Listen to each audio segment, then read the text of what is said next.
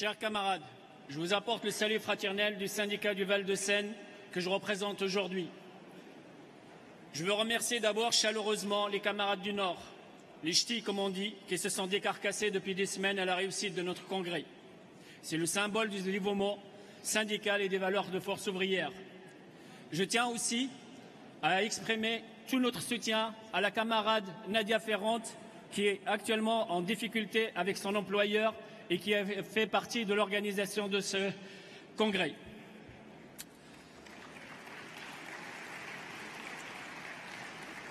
Avant de commencer, permettez-moi un petit rappel historico-scientifique à destination du camarade Laurent Pointurier.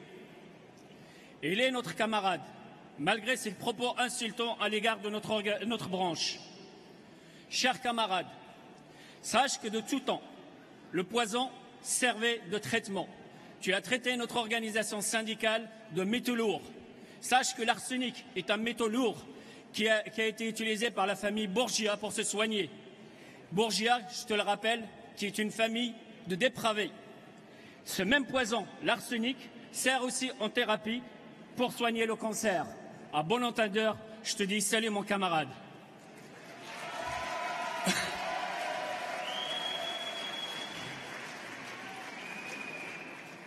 « 2017 a été une année politique particulière.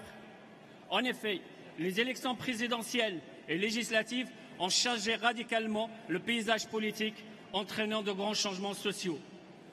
Depuis plus de 20 ans, nos politiques n'ont rien fait de concret pour la France, ne pensant qu'à défendre leurs propres intérêts, oubliant ainsi l'avenir des travailleurs de notre pays. Les Français espèrent un mieux-être et l'espoir qui naquit au lendemain de ces élections avec de nouvelles forces vives de la nation est devenu au fil des mois que pure illusion. Ces 20 ans d'errance gouvernementale successive, et pour le coup, que l'on soit de droite, que l'on soit de gauche, on y trouve notre part de responsabilité pour avoir mené ces hommes à nous gouverner.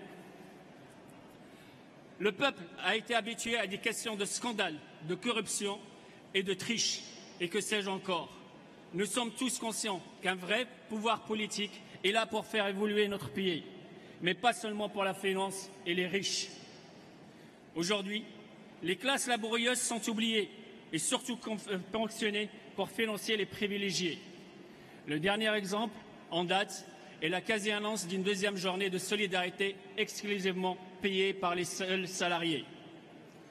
C'est dans ce cadre-là que notre organisation s'oppose à des réformes qu'aucun d'entre nous, quelle que soit la personne ici dans cette salle, je ne pense pas qu'il y ait une seule personne qui a souhaité ce qui arrive actuellement.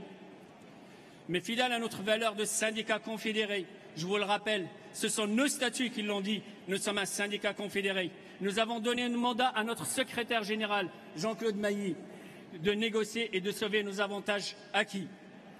Pendant que notre secrétaire mouillait le maillot pour contrer les directives gouvernementales, car je le rappelle, pour ceux qui l'ont oublié, nous sommes dans un pays encore démocratique, nous sommes encore dans un pays républicain. Quand une loi est votée, quand il y a des instances, on les respecte.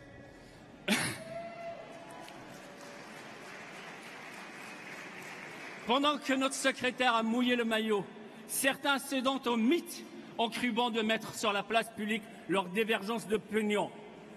Je le tiens à le dire ici, ne pas être d'accord est légitime.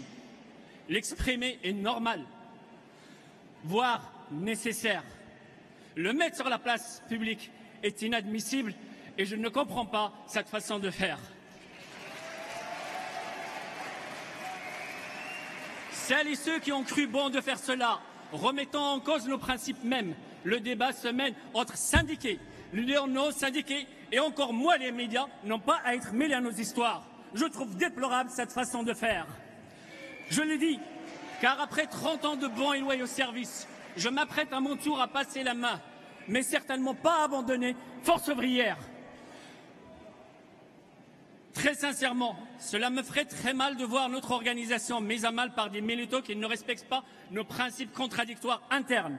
Les règles sont discutées entre nous, avec nous, pour nous et certainement pas pour les médias.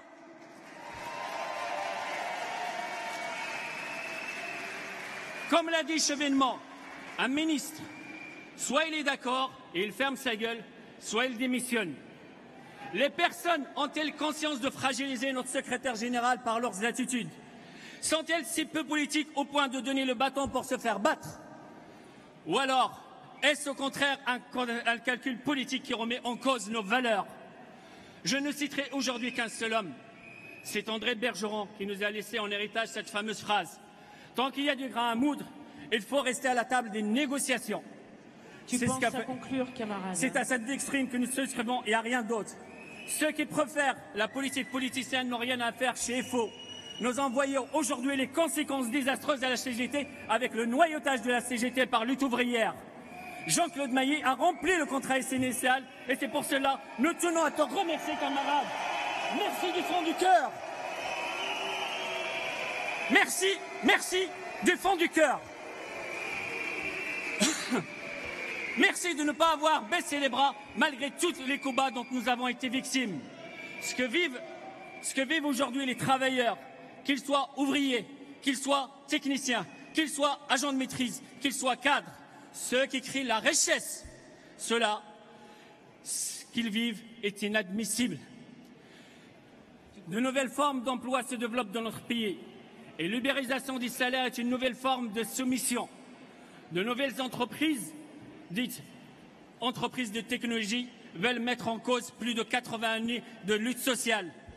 Elles se multiplient, elles sont en train de s'organiser sans nous. Pense à conclure, mon camarade. Nous fragilisons au passage. Tout cela, notre chef Jean-Claude Maillet le savait et le choix qu'il a opéré a été mûrement réfléchi pour empêcher un démantèlement complet de nos conventions territoriales. Et il est regrettable qu'au lieu de nous mobiliser derrière lui, certains ont cru bon de saisir l'opportunité de faire de la politique politicienne. Chers camarades